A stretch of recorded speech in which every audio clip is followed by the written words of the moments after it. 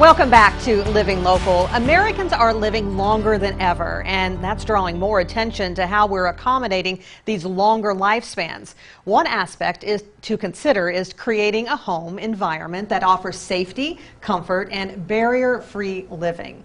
And joining us in studio is Jay Pettit, realtor with Mel Foster Co. and a builder with Hazelwood Homes. Thank you so much, Jay, for being here. Yeah, thanks, Brandy. Nice to see you. So we're hearing more about the aging in place and universal design. What does that mean? Well, universal design is kind of a generic term. It's been around for a long time. What it really means is designing our world to accommodate all people, right? Universal, obviously. And so whether you or a family member has some physical limitations, maybe from birth or from a bad accident, or or maybe you or a family member was an injured veteran, or whatever you may be, you're looking for solutions, creative solutions to make life easier, And so the one thing that kind of comes into play for all of us is we're all getting older. Right? And our parents are getting older, and our grandparents are getting older, and so that's the one that hits everybody no matter what. And so that's kind of where aging in place comes into play, And so you do things like when you're building a home, try to eliminate steps, in and out of the house, making things just simple solutions for things that make life easier for people. Things like that. So how do builders work with homeowners as far as like getting?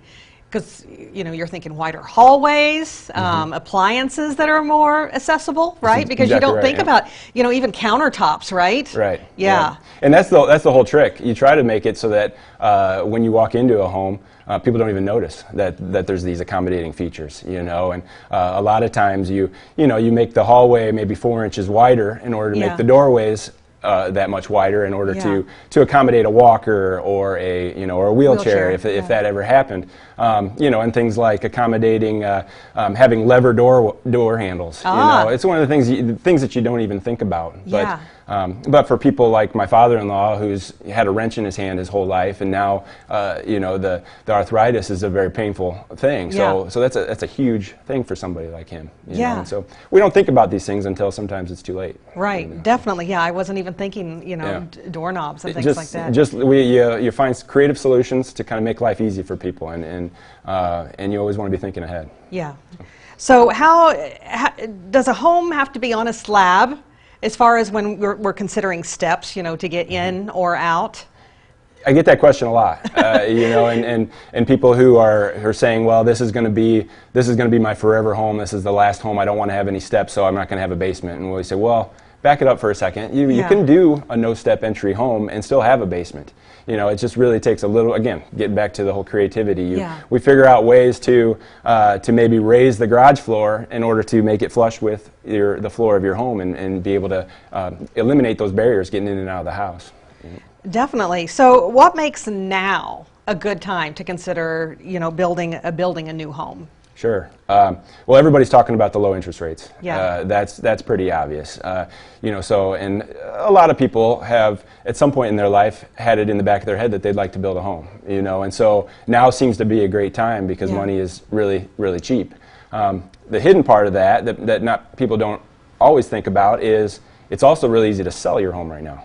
Right, so if you have your home priced correctly and you're working, with a good realtor who's going to market the home for you, that home should sell pretty quickly, and so that gets rid of another big barrier to, it's not so scary to be building a home because you'll be able to sell your house a little bit easier.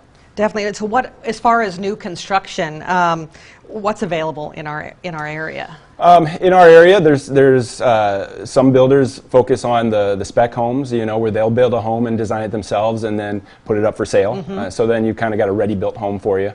There's all kinds. There's stick-built. There's prefabricated homes. There's some builders that focus more on the condo villa type homes, kind of trying to again, create solutions for people that are getting into that older age of life where they want things to be really easy, and not have to take care of their lawn and those kind of things anymore. what we focus on at my company, Hazelwood Homes, is we do the custom home build, where people, they'll find a lot where they want to build their home, and then they'll come to us, and they'll want to talk about, okay, these are the things that we want in a home. And we try to work together to, you have your budget, and you have your time frame, and you have the features and the size of the home that you want, and you got to try to put it all together. Yeah, and that's where you come in. That's exactly right. Yep. Your experience, and like you say, hey, what about countertops? Let's think about that. Let's think about doorknobs and wider hallways. Yeah. We've seen some things that work, and we've seen some things that don't work, and so we try to help people, kind of guide you in a direction so that you're going to be really happy when it's time to move in. So for somebody considering buying a new construction home, how long should they expect the building process to take? I guess weather always depends. Yeah, everybody always has everybody always has their little, the weather and the fudge factor parts of it. It's two parts, right? So the part of actually building the home is pretty much it's a science. When from the day you start, you have a certain schedule that you keep to on when everything is supposed to take place. So that part is kind of like clockwork. The planning part is different for everybody. We've had people that they come in and they have an idea of what they want for a home, and they'd like to start next month, and they want to be in as soon as possible. Right. But we have some people that we've worked with where they'll come see me, and then we won't actually start their house until 7 years later. Oh, goodness, really? And it becomes quite a process, and there's no right or wrong answer. Probably 1 month or 7 years, maybe either too short and too long. Somewhere in between might be nice. Okay. But all right. So, what other advice would you give to somebody considering planning for the future when they're building? I would say start early on the planning process. Again, 7 years or 6 years is probably a little too long. But a year or so of saying, well, let's kind of work through what's available to us and make sure that we really are working hard to make sure that our budget is where it needs to be, and that we're thinking of all the different factors. And you start early on that planning process. Because there's no sense rushing through. It's a pretty big decision for most people, so it's kind of an important deal. Yeah, and a lifelong decision. It is. Yep, it is, and you want to have all your ducks in a row.